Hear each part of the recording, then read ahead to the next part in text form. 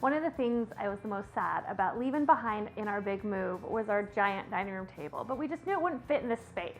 So I'm super excited. I finally had the chance to build a new dining room table, and I partnered with Waterlox to use their brand new True Tone tung oil finish to give it this gorgeous, matte, almost unfinished look, but it's still waterproofed and is gonna still protect from my kids and all of their spills.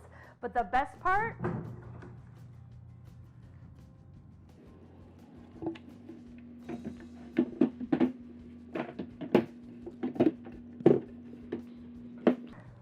now I have the huge dining room table that I miss when we have people over to entertain. So let's get to building and I'll show you how I did it. Let's start the build with the tabletop. I went to my local lumber yard and I got some 1.5 inch thick alder. It comes in varying widths, and so I ended up using 4 boards to get the full final width for my tabletop. But on my website, you can follow that link below, and I include dimensions on how to build this with dimensional lumber, so you can build it from lumber you can get at any big box store. And I started by joining all of the pieces together. I used biscuits and glue to join this up and glue it all together. And I started by doing the 2 boards for each side, clamp those together, and let those dry. Then it was time to do the final glue up by putting the 2 side pieces together. And this is where I had my first challenge, because I did not have clamps large enough to clamp a 40-inch wide tabletop. We had to get a little creative, and we ended up using some ratchet straps and going end to end on some clamps to make it work. But looking back, I probably could have achieved a much better clamp with even just like 3 or 4 pocket holes along that inner seam. So luckily, if you decide to go with pocket holes, they will be completely hidden on the inside of your tabletop. When I do large glue ups like this tabletop, I always like to cut my boards 1 inch or 2 long, and once I get them all glued together, I can square those up with my circular saw so I have a nice square tabletop. Once the tabletop was glued up and squared up, it was time to add the skirt. The skirt is really just used to hide the table slides that allow us to add leaves into our final table. And I used a 1x3 board, but I ended up ripping mine down to only be 2 inches thick, but you could totally use the 1x3 board. I liked the little bit thinner because it was the shortest I could go to still hide the table slides, but give me enough room because I really like to cross my legs under the table. I cut these boards to the same length as my tabletop, and then to attach it, I used a self-centering doweling jig to drill 1 inch deep holes through the top of it. And the jig just made it easy because I don't have a drill press. Then I also finished by pre-drilling all the way through into the holes. I didn't want to split this thin lumber. And I attached it to the tabletop on the underside, so it was set in 3/4 inch from the edge using some wood glue and 2-inch wood screws. Now it's time to turn our attention to the base of the table. And the base is a very simple design, and I love that about it because it's got just such a classic feel to it. And it's made up of 4 4x4 legs and then kind of a modified X or Y for the center base. And this allows for maybe a little bit of a footrest or just to kind of give it a little bit of stability. And I used 2x4s for the center, and I cut all those boards to length, and I have all of the dimensions in the blog post. Make sure to check that out in the link below. Some of my baseboards are cut at an angle, so I started by cutting all of the flat ends first and changed my miter saw over to the 22.5-degree angle I would need. Got everything set up so I can make a repeatable cut, and hurried up and was able to cut all 4 of those, and they're exact same size.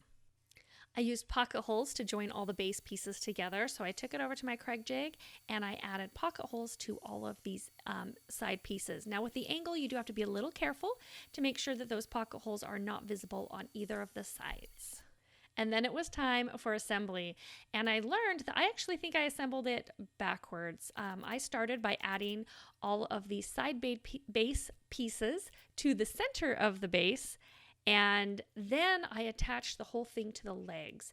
And this is where it got a little tricky. The angle of the legs when it is attached is 22.5 degrees. And it was really hard to clamp or to hold anything tight on those legs. So I would actually recommend that you attach those smaller side pieces to the leg first, where you can lay it flat, and then attach that all to the center. It took quite a bit of extra work to get everything to line up, and lots of fancy clamping and an extra set of hands, but we were able to get the base all assembled. So do as I say, not as I do in this case. I wanted to attach the base to the tabletop so it could be removed if needed. Obviously, tables can be very big, and if you're moving them, sometimes you don't have room to get them through doorways and other things. So I'm using 2 ways to hold the base to the tabletop. The first is with some figure 8 fasteners. So I'm putting 2 of these on the top of each table leg, just drilling a hole with a Forstner bit, just slightly bigger than my figure 8 fastener. And I'm putting these on the sides so that it won't interfere with the table skirt. Once I had the fasteners on the base, it was time to flip it over and get it onto the tabletop. This definitely took an extra set of hands as it is quite large, but I got it all lined up, set them where they needed to go, and secured the legs to the tabletop with the other side of that figure 8 fastener. The other way I am attaching the legs is with what I'm calling an inner skirt. So it's just a board that is going to sit inside of the skirt and up against the legs. This one's a little tricky to cut because it's actually at a 67.5 degree angle. So I created a little jig on my miter saw by clamping just a 2x4 where I could press the 1x3 up against it and allow me to get this really steep angle safely. And then I took that board and placed it onto the table, lined it up where I needed to cut, and drew a line, and was able to make that last cut really easily. And I attached this to the tabletop the same way I did with the skirt. So I used my doweling jig to drill 1-inch deep holes and pre-drilled all the way through. I used a little bit of glue to attach it to the tabletop, but I made sure not to include any glue between the inner skirt and the leg. That way those screws could come out and the legs could come off if needs be. And I also gave it a little, used some 1-inch screws to just carefully attach it to the other skirt. With the main table all done, it's time to do our breadboard ends, and these are what will be sliding out to allow the leaves to slide in when we have company over. I cut an angle on each of those 2x8 ends, and that just gives it almost a rounded look without having to cut around. It's a little more modern, a little chunky, kind of rustic, and I really like the look of it. Then I did a skirt on this breadboard end, and because I have the angle on the edge, it took a little bit of lots of little pieces to get a skirt that followed that, but I have all the dimensions for that in the blog post. And then again, I attached it the same way as the other skirt by drilling holes and then pre-drilling all the way through, and with some wood glue I was able to get that skirt all attached. For the last piece of this skirt on the end, once I got the 2 sides in, I just measured it right there in place, because especially when working with all these little angles and pieces, really you can easily be off here or there by 1/8 of an inch. So I wanted it to have a really nice fit. So I cut one side of the 22.5 degree angle, and I was able to line that up and mark where to cut. And then I had a really nice fit on that final skirt piece. And I repeated this for the other side to get the second skirt. And for the 2 leaves, all I had to do was attach 2 2x8 boards together and put a 14.5-inch skirt on the side of those to match up with the same skirt on the main table. And then I had 2 leaves and 2 breadboard ends ready to go. Now came what I call the tricky part, making sure that everything lined up and stayed lined up once you had the the table slides installed, and I also installed pins to lock everything together. So you really have to just be really precise. And when you attach your table slides, make sure that they are perpendicular to the edge of your table. Otherwise, when it slides, it could get stuck or it just won't slide as well. So take the extra time to get everything squared up properly. and I attached the breadboard end to the table slide, and then it was time to test it all and see how everything fit together. To make sure that everything clicked into place and lined up nicely when leaves were installed or without the leaves installed, I added some shelf pins. I just grabbed 1/4-inch straight shelf pins and used my self-centering doweling jig to attach holes for those to go into, and it will make sure that everything, including the top of the table, clicks in and stays nice and flush. Now this, again, you need to be very precise, use a very sharp pencil, and make sure you have extra light so you can line that up really, really perfectly. And drill that 1/4-inch hole just barely deeper than your shelf pin into not only the side of your table and your breadboard end, but both sides of your leaf. Then I used a hammer to tap in the shelf pins into one side, and because my shelf pins had a slight ridge, I really tapped it in so that ridge was fully inside of the table, and it was time to check it out, and everything seemed to slide pretty well, but it was a little tight on coming out. So I ended up using a drill bit that was just 1/32 inch bigger than my 1/4-inch drill bit, and that I put on the side that the shelf pin was not permanently attached to, and that allowed it to slide a little bit better and to release a little bit better. It's still very tight, and I'm sure it will get better with additional time. I made sure to sand everything with the leaves in place so that everything was smooth. It allowed me to smooth out any spots that were a little off. And then to really give it a high-end finished look, I pulled out my palm router and I did just the tiniest chamfer on the edge where the leaves, the tabletop, and the breadboard and come together. And that way, when it's clicked into place, it just has a really finished look. And if anything's not perfectly lined up, it's very hard to tell. I also used my palm router to give the entire top of the tabletop a round over, and I did this all with the leaves installed so that the round over was nice and seamless. And now for my absolute favorite part of any process is adding the finish, because the hard work is done and you really get to see it come together.